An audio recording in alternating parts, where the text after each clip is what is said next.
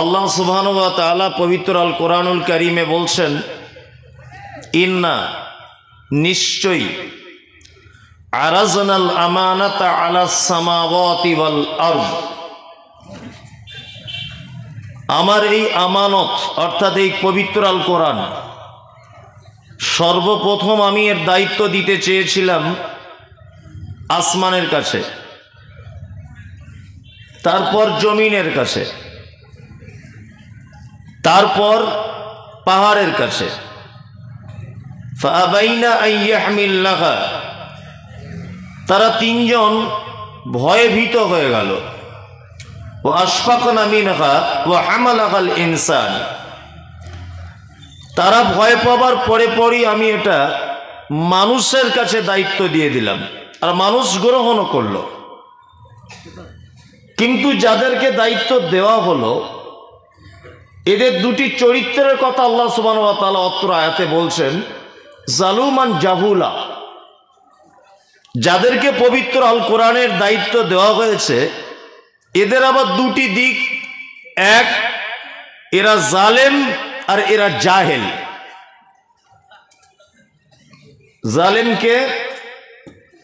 জালেম হচ্ছে সেই ব্যক্তি যে এটাকে অধ্যয়ন করে কিন্তু মান্যতা দেয় না। আর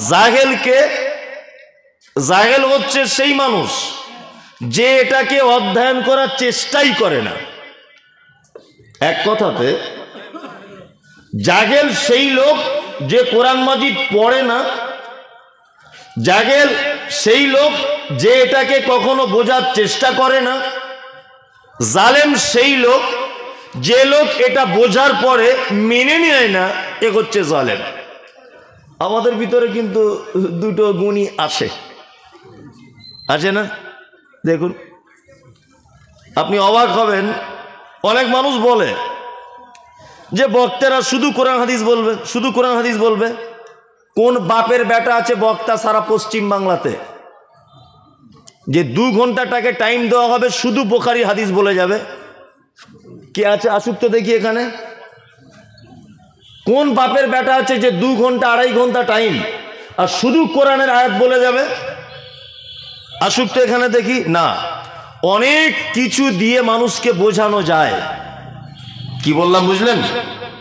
আমি কিছুদিন আগে মক্কাতে ছিলাম, তা ওখানে গিয়ে আমি কিছু শিক্ষা পেয়েছি, আপনাকে বললে আপনার উপকার হবে। এক, মদিনার মক্কার প্রতিটা মসজিদে, যারা এখানে হাজী সাহেব আছেন জানেন, একটা মসজিদে মিনিমাম 1000 কোরআন মাজিদ রাখা আছে। হাজী সাহেবরা জানেন, আর যারা সৌদি আরবে কাজ করতে যান তারা জানেন। আর মসজিদে নববীতে মনে হয় 2-5 লক্ষ কোরআন মাজিদ রাখা আছে। ঠিক বলছি যারা গেছেন? একদম। সৌদিয়ানদেরকে দেখছি মসজিদে সালাত আদায় করে সাথে সাথে কোরআন মাজিদ তেলাওয়াত করছে, সাথে সাথে। আমি মনে মনে ভাবলাম যে এদের এত বরকত কেন? মক্কা মদিনা এত বরকত কেন? এদের এত টাকা পয়সা কেন? তার একটা কারণ, এরা দুটো জিনিসকে খুব ভালো করে বুঝে গেছে। এক, ওদের এত সম্পদ, তার মূল কারণ হচ্ছে দান। দান করলে যে সম্পদ বাড়ে তার দৃষ্টান্ত মক্কা মদিনা অর্থাৎ আরব কান্ট্রিগুলো দেখলে বোঝা যায়। কি বললাম বুঝলেন? হাজী সাহেবরা মক্কাতে তাওয়াফ করে বার হচ্ছে, বাচ্চা বাচ্চা ছেলেরা পানির বোতল নিয়ে স্কুল ব্যাগে করে হাজী সাহেবদেরকে দিচ্ছে ফ্রিতে। বিরিয়ানি বিলি করছে ফ্রিতে। কত খাবে হাজী সাহেব? খাও। আর বাঙালি হাজী সাহেবরা ঝাঁপিয়ে পড়ছে, ওটা তো জীবনে ফ্রি মাল পায়নি। যারা বাঙালি হাজী সাহেব একদম গিয়ে ঝাঁপ দিয়ে দিচ্ছে, মানে ওর চরিত্র দেখলেই বোঝা যাচ্ছে পুরো পিওর বাঙালি। কি বললাম বুঝলেন তো? তার মানে ওরা দুটো জিনিসকে খুব বেশি প্রাধান্য দেয়। এক, পবিত্র আল কোরআন। দুই নম্বর হচ্ছে দান। এই দুটো জিনিস ওরা খুব বেশি বুঝেছে, এই জন্য আল্লাহ ওদের মালে বরকত দিয়েছে। আমরা সত্যি এগুলো আফসোস লাগে, কোরআন মাজিদ না পড়তেও জানি, আর যারা পড়তে জানে তারা বাংলা বুঝে না ও মান্যতাও দেয় না, তাই না? আজকে জাতির কোন জায়গায় অসুখ শুধু বক্তব্য দিলে হবে না, জাতির অসুখগুলোকে ধরতে হবে, চিকিৎসা করতে হবে। যে সমস্ত জলসাতে বইয়ের দোকান বসে, বইয়ের দোকানদারকে জলসা শেষ করার পরে জিজ্ঞেস করবেন আপনার টোটাল বেচা কেনা কত, কটা বাংলা কোরআন মাজিদ বিক্রি হয়েছে, কটা দুয়ার বই বিক্রি হয়েছে। ও দেখবেন তার নিট ফল প্রকাশ করবে যে আজকে বেচা কেনা খুব খুব ভালো হয়েছে আলহামদুলিল্লাহ। কত না 1300 টাকা। অথচ একটা জিলাপির দোকানদারকে জিজ্ঞেস করুন, একটা বাদামওয়ালাকে জিজ্ঞেস করুন ভাই বেচা কেনা কত, বলছে আজকে 30 মণ জিলাপি বিক্রি করেছি মিনিমাম। ভালো করে বুঝবেন, যে গ্রামে জলসা দিয়ে 2-4 লক্ষ টাকার বাদাম আর জিলাপি বিক্রি হয়, অথচ বই আইলার বৌনি কাস্টমার পর্যন্ত হয় না, এ জাতি কিয়ামত পর্যন্ত পরিত্রাণ পাবে না।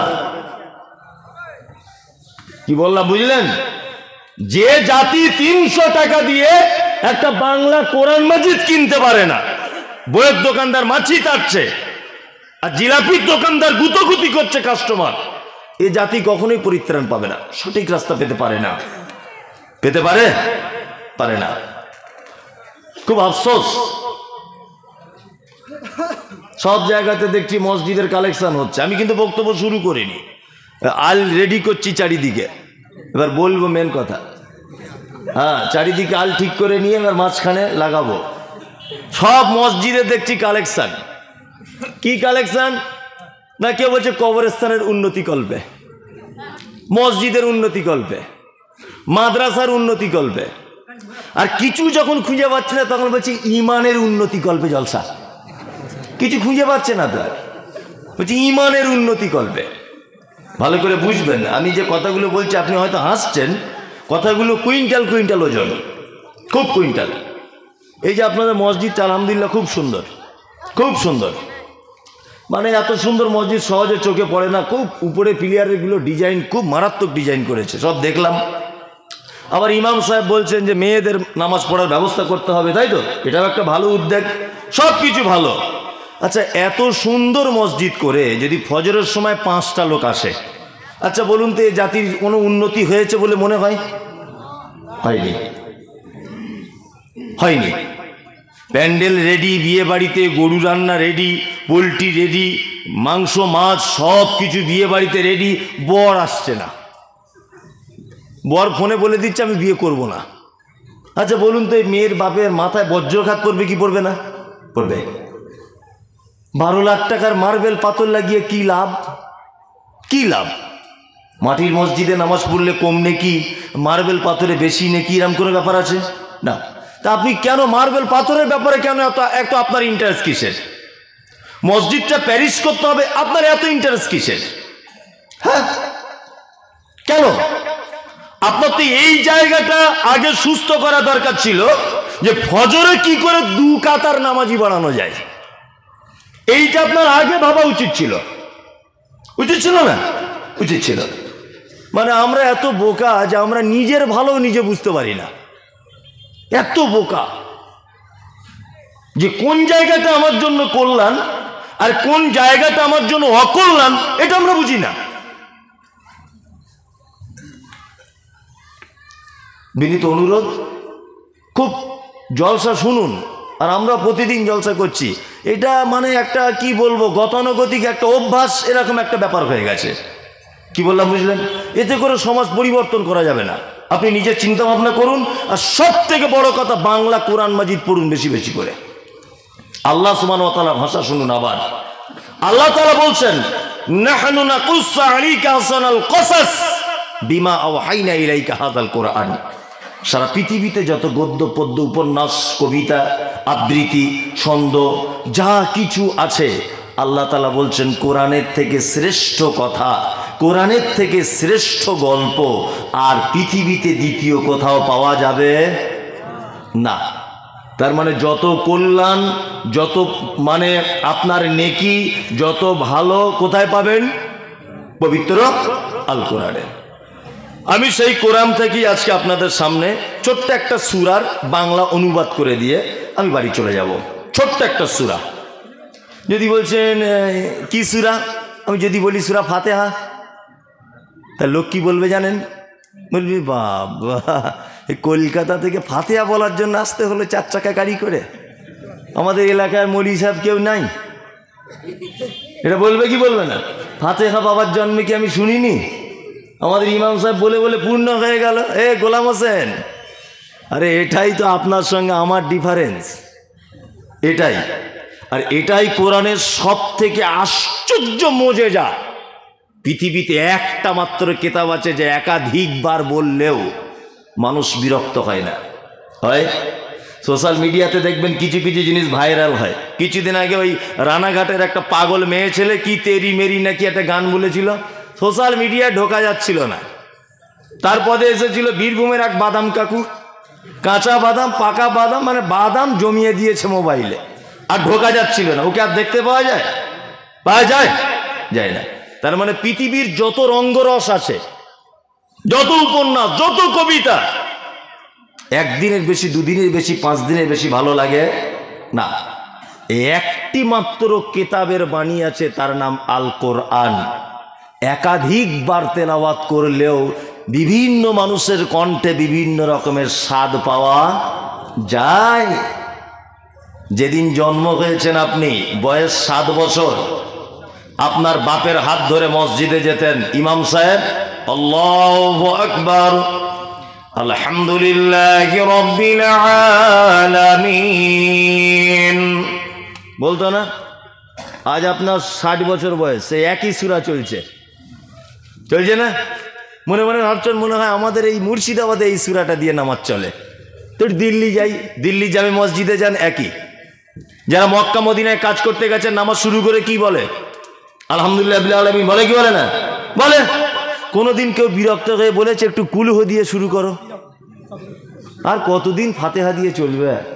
বলে না, কারো করার ক্ষমতা নেই। ফাতিহা এইটা যদি আলোচনা আমি করি, আমার টোটাল টাইম যদি 2 ঘন্টা হয়, 3টে আয়াত হবে, খুব জোর যদি হয় 2 থেকে 3টে। আপনি একটা একটা করে এবার শুনতে থাকুন, কেউ ব্যস্ত করিয়েন না এদিকে। হ্যাঁ, সবাই এদিকে অ্যাক্টিভ হয়ে থাকুন।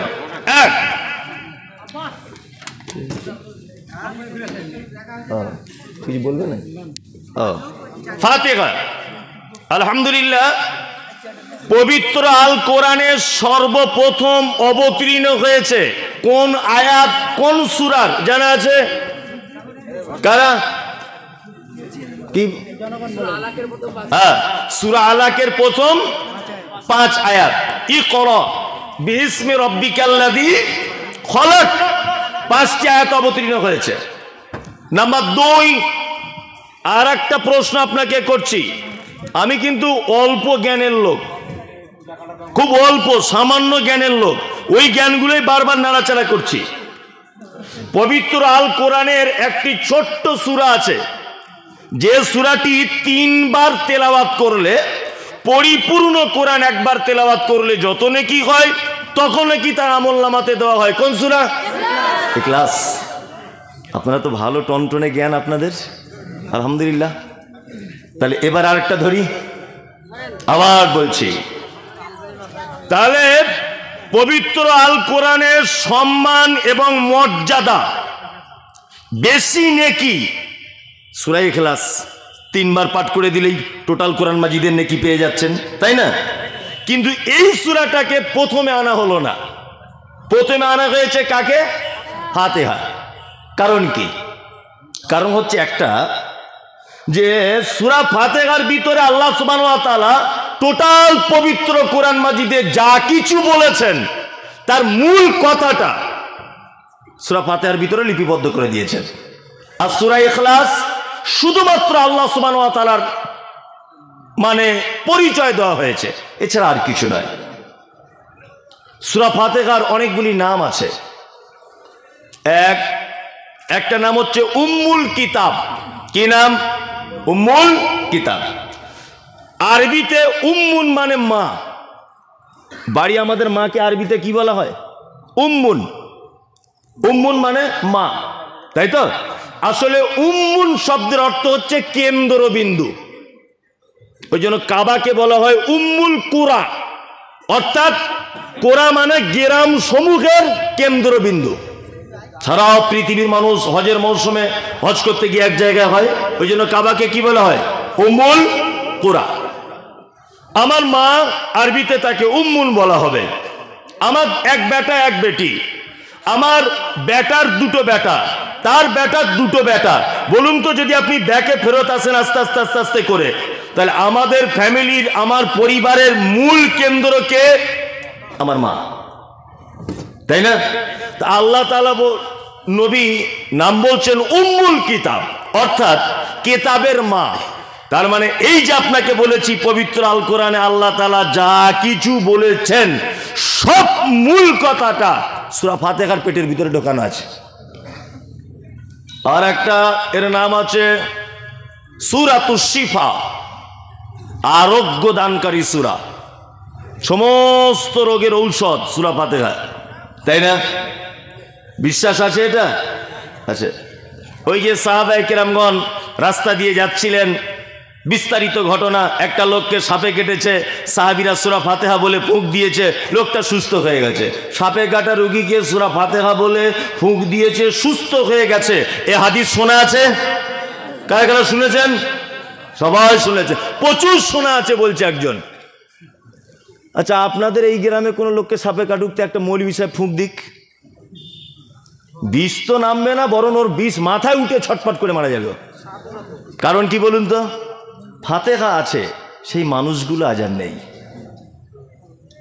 সে মানুষগুলো আজ আর নেই। আজকে সব তো 2 নম্বর, বাটপার, চিটিংবাজ, ঘুষ, মদ, জুয়া, মানে 2 নম্বরিতে ভর্তি। ভালো মানুষগুলো আজ আর নেই। তবে হ্যাঁ, এটা একদমই সত্য কথা, এই ঈমান রেখে যদি কেউ ফুঁক দেয় অবশ্যই কাজ হবে কি হবে না? হবে। প্রমাণ দেখুন, পবিত্র আল কোরআনের কিছু জিনিস আপনি যদি প্রমাণ করতে না পারেন, চ্যাটার্জি, ব্যানার্জি, মুখার্জি, হরিপদ, রাম, শাম, যদু, মধু, একজন সাধারণ মানুষের দ্বারাতেও সেটা প্রকাশ পাবে যে পবিত্র আল কোরআন সত্য। তার একটা প্রমাণ আপনারা দেখেছেন ইদানিং সোশ্যাল মিডিয়াতে, যা আপনাদের বহরমপুর থেকে শিয়ালদাগামী এই যে আপনার রেল লাইনটা আছে, রেল লাইনে একজন, রেলের ভিতরে একজন হিন্দু মহিলা, মাথাতে সিঁদুর দেওয়া আছে, তার বাচ্চাটা এত কান্না কাঁদছে, এত কান্না কাঁদছে, থামাতে পারছে না। একজন বোরকা পরা, চাদরওয়ালা, মুখ ঢাকা মহিলা আস্তে করে সেই মহিলাটার পাশে বসে বাচ্চাটাকে নিজের কোলে নিয়ে আয়াতুল কুরসি বলে ফুঁক দিয়েছে, সুস্থ হয়ে গেছে, বাচ্চার কান্না বন্ধ। একটা অলৌকিক ঘটনা সোশ্যাল মিডিয়াতে দেখতে পাচ্ছেন, দেখতে পেয়েছেন এটা? তার মানে বোঝা যাচ্ছে আজও ভালো মানুষ যদি থাকে কাজ হবে। সূরা ফাতিহার আর একটা বৈশিষ্ট্য আছে। এক, আমি নামাজ পড়ছি, আল্লাহু আকবার, ফাতিহা শেষ, আমি একটা সূরার, যে কোনো সূরার আয়াত পড়ছি, ইন্নাল্লাযীনা ইয়াকতুমুনা মা আনজালাল্লাহু মিনাল কিতাব ওয়া ইয়াশতারুনা বিহি সামানান কলিলা উলাইকা মা ইয়াকুলুনা ফি বুতুনিহিম ইল্লান নার। ফাতিহা বলার পরে আমি এই সূরা বাকারার একটা আয়াত মাঝখান থেকে ধরলাম। আচ্ছা বলুন তো, আমার নামাজ হবে কি হবে না? হবে, কোনো সমস্যা নাই। যেখানে আপনার মুখস্থ ভালো আপনি সেখান থেকে ধরুন। কিন্তু কেউ যদি বলে নামাজ পড়তে পড়তে আল্লাহু আকবার, ইহদিনাস সিরাতাল মুস্তাকিম সিরাতাল্লাযীনা আন'আমতা আলাইহিম, নামাজ হবে না বাতিল হবে? বাতিল। কেউ যদি মনে করে আলহামদুলিল্লাহ থেকে শুরু করব, 3টা আয়াতে গিয়ে রুকু দিয়ে দিব, চলবে না। 7টা আয়াত পরিপূর্ণ করে তবে রুকু দিতে হবে। 3টেও চলবে না, 1টা 2টোও চলবে না, এক কথাতে পরিপূর্ণ সূরা তেলাওয়াত করতে হবে। চলুন, মুহাম্মদ সাল্লাল্লাহু আলাইহি ওয়াসাল্লাম তিনি বলেছেন, লা সালাতা লিমান লাম ইয়াকরা বিফাতিহাতিল কিতাব, কোন সালাত হয় না, কোন সালাত সূরা ফাতিহা ছাড়া। ছাগলে বাচ্চা দেয় কত দিনে? 6 মাস পেটে বাচ্চা রাখে। আচ্ছা বলুন, বাচ্চাটা যদি 6 মাস পরিপূর্ণ না হয়ে 3 মাসে ধরে নেন বাচ্চাটা মায়ের পেট থেকে কোনো কারণে পৃথিবীতে চলে এসেছে, বাঁচানো যাবে? অসম্পূর্ণ বাচ্চা তাই না? এ কোনো কাজ হবে না। মুহাম্মদ সাল্লাল্লাহু আলাইহি ওয়াসাল্লাম বলেছেন সূরা ফাতিহা ছাড়া তার সালাত, তার নামাজ এইরকম অসম্পূর্ণ যেমন পশু তার বাচ্চা নির্দিষ্ট ডেটের আগে ডেলিভারি করে তার বাচ্চাকে নষ্ট করে দেয়। প্রত্যেক সালাত, জানাজা পড়ুন, ফরজ পড়ুন, সুন্নাত পড়ুন, নফল পড়ুন, ফরজ পড়ুন, যাই পড়ুন, ফাতিহা ছাড়া চলবে না। এত মারাত্মক একটা সূরা, আল্লাহ কি বা বলেছেন এমন কথা? এই দেখুন, এবার আপনাকে একটা একটা করে বলি, একটা একটা করে আয়াত বলি, শুনুন। খুব শুনতে ভালো না লাগলেও নেকি পাবেন। এক, আমরা নামাজে দাঁড়িয়ে বলি কি? আলহামদুলিল্লাহি রাব্বিল আলামিন। আলহামদুলিল্লাহ বাংলা মানে সমস্ত প্রশংসা তোমার জন্যে। কার জন্যে? আল্লাহর জন্যে, তাই না? সমস্ত প্রশংসা তোমার জন্যে। দেখুন, আরবিতে আমরা দুটো শব্দ ব্যবহার করি, খুব মজার ব্যাপার এগুলো, শুনুন। ঠিক যেমন ছাত্রকে বোঝায় মাস্টার, আপনাকে তেমন করে বোঝাচ্ছি আমি। আরবিতে দুটো শব্দ আমাদের ব্যবহার হয়। যেমন আমি রাস্তা দিয়ে চলছি, আমার খুব পানি পিপাসা লেগেছে, এই ভাই সাহেব আমাকে এক গ্লাস পানি দিলেন বা এক বোতল পানি দিলেন, আমি কি বলি? কি বলি? শুকরিয়া বলি না? শুকরিয়া, শুকরিয়া মানে ওটাও প্রশংসা, তাই তো? আর বাংলা শুকরিয়ার মানে কি? ধন্যবাদ, তাই না? বাংলাতে আমরা দুটো শব্দ গ্রাম্য ভাষাতে ব্যবহার করি। এক, ধন্যবাদ ভাই আপনাকে, আর একটা কৃতজ্ঞতা ভাই, চিরকৃতজ্ঞতা আপনার কাছে আমি। বলে কি বলে না? বলে। এই কৃতজ্ঞ আর ধন্যবাদ, এই দুটো জিনিস কিন্তু আসমান এবং জমিনে ডিফারেন্স। কি বললাম বুঝলেন না? এক, ধন্যবাদ আমরা কখন জানাই? ধন্যবাদ জানাই ক্ষণস্থায়ী উপকারের জন্যে। আমাকে আপনি এক বোতল পানি দিয়েছেন, আমি 2 ঢাক পান করে নিয়েছি, ক্ষণস্থায়ী উপকার করেছেন, এর জন্য কি বলি? ধন্যবাদ ভাই আপনাকে, তাই না? জি, আমি চাকরির পরীক্ষা দিলাম, সব কিছু রেডি, আমার এলাকার এমএলএ যদি একটা সই করে দেয় আমার চাকরিটা কনফার্ম হয়ে যাবে। তাই এমএলএ সাহেবের কাছে গিয়ে বলছি, ভাই আমি মাওলানা মমতাজুল ইসলাম যে ছেলে, আপনি একটু আমার এই সইটা করে দেন, আমার আব্বু বলেছে আপনার কাছে আসতে। তা এমএলএ সাহেব সই করে দিয়েছে, ভালো করে বুঝবেন। তাহলে এমএলএ সাহেবের একটা সয়ে আমার ছেলে চাকরি করবে কতদিন? 60 বছর। তার মানে ও চাকরি পাচ্ছে 20 বছরে, 60 বছর পর্যন্ত করবে, মানে 40 বছর এমএলএ সাহেবের একটা সইয়ের কারণে আমার ছেলে প্রত্যেক মাসে 1 লাখ টাকা বেতন পাবে। এই যে লোকটার একটা সয়ে লং টাইমের উপকার, এই ব্যক্তির জন্য আমরা কিন্তু ধন্যবাদ জানাবো না, আমরা দেখা হলেই বলবো ভাই আপনার জন্য চিরকৃতজ্ঞ, সত্যি আপনার জন্য আমার বেটা আজকে এতদিন যাবত চাকরি করে খাচ্ছে। বলি কি বলি না? বলি। তার মানে ক্ষণস্থায়ী উপকারের জন্য বলি ধন্যবাদ, শুকরিয়া। লং টাইম কেউ যদি আপনাকে হেল্প করে, উপকার করে, তার জন্য কি বলতে হবে? আলহামদুলিল্লাহ। আপনার জন্ম থেকে নিয়ে মৃত্যু পর্যন্ত টোটাল ব্যাপারে সহযোগিতা করে কে? কে? আল্লাহ। এই জন্য আল্লাহ সুবহানাহু ওয়া তাআলা ভাষা ব্যবহার করেছেন আলহামদুলিল্লাহ, সমস্ত প্রশংসা কার? আল্লাহ। এবার এখানে আর একটা কথা আপনাকে বলি। আচ্ছা, আমি একজন ভালো ফার্নিচারের মিস্ত্রি, খুব ভালো ডিজাইন করে খাট বানাতে পারি, চেয়ার বানাতে পারি, টেবিল তৈরি করতে পারি, শোকেস করতে পারি, আলমারি পারি, আমি ভালো মিস্ত্রি ফার্নিচারের। আমি একটা খুব ডিজাইন করে ফার্নিচারের খাট বানালাম, যে ডিজাইন মুর্শিদাবাদ জেলে আর কেউ করতে পারেনি। আচ্ছা বলুন তো, অরিজিনাল এই খাটটা দেখে যদি প্রশংসা করতে হয়, তাহলে প্রশংসার দাবি রাখে কে? না, আল্লাহ যদি আপনি বলেন আমি বিশ্বাস করব না, এটা আপনি মন থেকে বলছেন না। হ্যাঁ, যে মিস্ত্রি তার, তাই না? আমি একজন কৃষক, সবার জমিতে ভালো ফসল হয়নি, আমি ভালো পরিচর্যা করেছি বলে আমার ফসল ভালো হয়েছে।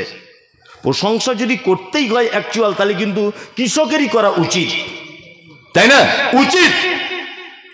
আমি একজন ভালো রাজমিস্ত্রি, খুব সুন্দর বিল্ডিং বানিয়েছি, খুব সুন্দর ডিজাইন।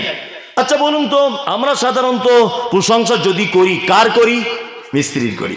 ওরে বাবা, সাংঘাতিক মিস্ত্রি রে, এই লোককে দিয়ে আমার বাড়িতেও কাজ করাতে হবে, হবে কি হবে না? হবে। কিন্তু আল্লাহ তাআলার ভাষা হচ্ছে সমস্ত ব্যাপারের প্রশংসা কার? আল্লাহ। এই জায়গাটার সঙ্গে আমাদের বাস্তবতার একটু ডিফারেন্স আছে না? আছে। আপনি নামাজে এই মাত্র বলে গেলেন আলহামদুলিল্লাহি রাব্বিল আলামিন, সমস্ত প্রশংসা তোমার। তুমি নামাজ পড়ে তোমার গাছে একটা হিমসাগর আম হয়েছিল, ইমাম সাহেবকে এসে তুমি দিচ্ছ, ইমাম সাহেব ভাই আমার গাছের টাটকা আম আপনি একটু খান। ইমাম সাহেব খাচ্ছে আর বলছে আলহামদুলিল্লাহ খুব মিষ্টি শওকত আলী ভাই আপনার গাছের আম।